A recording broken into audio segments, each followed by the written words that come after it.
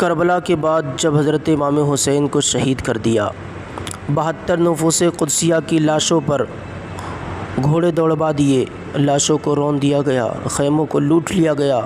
حضرت سیدہ زینب، سیدہ سکینہ شہربانو اور حضرت امام زین العابدین اور حضرت امام زین العابدین کی والدہ حضرت سیدہ زینب کو اور حضرت امام زین العابدین کو اور آپ کی والدہ کو، تینوں کو ایک ننگے اونٹ پر بیٹھا دیا۔ یہ لٹا پٹا قافلہ جب ملک شام کے لیے روانہ ہوا، یعنی یزید کے دربار میں لے کر کے یزیدی جا رہے تھے۔ میرے حسین کا سر نوک نیزہ پر تھا، خولی اپنی تلوار کی نوک میں حسین کا سر لے کر کے آگے آگے چل رہا تھا، بقیہ لوگ پیچھے چل رہے تھے۔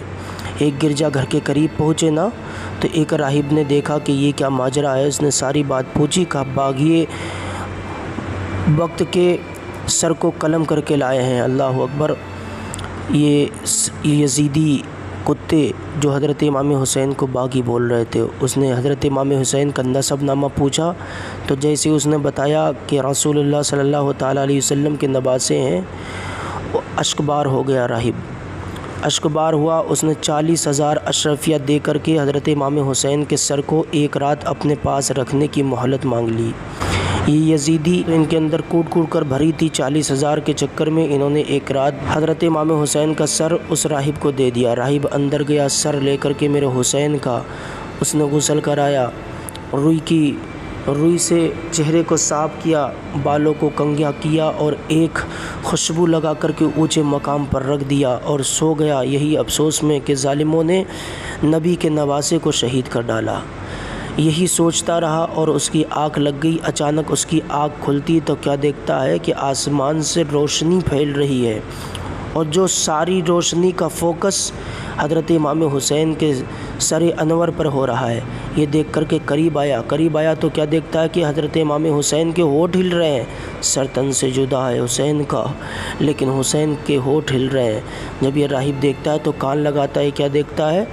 سنتا ہے کہ حضرت امام حسین قرآن کی تلاوت کر رہے ہیں اور روشنی دیکھتا ہے، قرآن کی تلاوت دیکھتا ہے، سر تن سے جدا ہے، یہی دیکھتا ہے فوراً اسلام لے آتا ہے، کلمہ پڑھ لیتا ہے، اشہد ان لا الہ الا اللہ محمد الرسول اللہ۔ حسین کل بھی کلمہ پڑھا رہے تھے، حسین آج بھی کلمہ پڑھا رہے۔ یزیدیوں کا حال بہت بدتر ہوا۔ خولی ہے نا جس نے امام حسین کے سر کو قلم کیا، اس کا حال اتنا برا ہوا، اتنا بدتر ہوا کہ اسی کے ایک دوست نے اس کا سر قلم کر دیا، اس لیے کہ یہ اپنے چہرے پر ہمیشہ رومال ڈالے رہتا تھا، سر کو ڈھکا رہتا تھا، چہرے کو ڈھک کر کے رہتا تھا۔ اس نے پوچھا کہ اے خولی، تو اپنے ہمیشہ چہرے کو سر ڈھک کر کیوں رکھتا ہے؟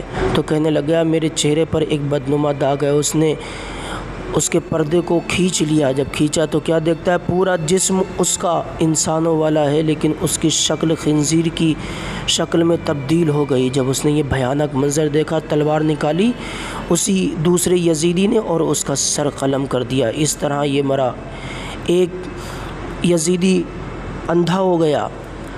جب اس کے پاس میں لوگ آئے، پوچھا تیری آنکھیں تو بڑی ہی خوبصورت تھی، لیکن تو اندھا کیوں ہو گیا؟ تو کہتا ہے میں نے ایک رات خواب دیکھا کہ حضور صلی اللہ تعالیٰ علیہ وسلم خواب میں تشریف لائے، اور جب خواب میں تشریف لائے تو حضور صلی اللہ علیہ وسلم یزیدیوں کو مار رہے تھے، اور انہوں نے جب مجھے دیکھا میرے قریب آئے، بولے تو نے اگرچہ کوئی ظلم نہیں کیا حسین پر، لیکن تو ان آنکھوں سے وہ ظلم دیکھتا رہا، حسین کی طرف کیوں نہ بولا؟ حضور نے اس کے چہرے کے اندر یعنی آنکھوں میں 2 نیزے مارے، جس کی وجہ سے وہ اندھا ہو گیا۔ جب صبح اٹھتا ہے تو کیا دیکھتا ہے کہ آج حقیقت میں اس کی آنکھوں کی روشنی، بینائی چلی گئی ہے۔ ان یزیدی کتوں نے کربلا کے حسین کو شہید کیا۔ بتانا میں یہ چاہتا ہوں، حسین کا سر تن سے جدا ہے لیکن ہونٹ ابھی ہل رہے ہیں، تو آواز آ رہی قرآن کی، الرحمن علم القرآن خلق الانسان علمہ البیان۔ قرآن کی آواز آ رہی ہے، قرآن کی پتہ یہ چلا کہ قرآن کا رشتہ حسین سے کتنا مضبوط ہے، سر تن سے جدا ہے، لیکن حسین کے ہونٹ اب بھی ہل رہے ہیں تو قرآن کی تلاوت کر رہے ہیں۔ وہ لوگوں، اگر پکے حسینی ہو، سچے حسینی ہو تو قرآن کی تلاوت شروع کر دو۔ محرم سے پہلے قرآن نہیں پڑھتے تھے، لیکن محرم کے بعد اب زندگی بھر قرآن کی تلاوت کرنے والے بن گئے، یہ حسینیت ہے۔ قرآن پڑھنے لگ گئے، یہ حسینیت ہے۔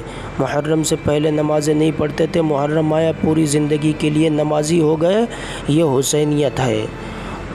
محرم سے پہلے غریبوں یتیموں سے پیار نہیں کرتے تھے، اب پوری زندگی غریبوں یتیموں سے پیار کرنے لگ گئے، یہ حسینیت ہے۔ لیکن آج حسینیت کو مذاق بنا رکھا ہے۔ وہ لوگوں، حسین کا مشن سمجھو۔ کربلا کی تپتی ہوئی ریت پر آسمان نے آج تک ایسا منظر نہ دیکھا تھا، سورج نے ایسا منظر نہ دیکھا تھا، سورج بھی منہ چھپا رہا تھا۔ کربلا کی ریت کب کپا رہی تھی، نبی کا نباسا 3 دن کا پیاسا۔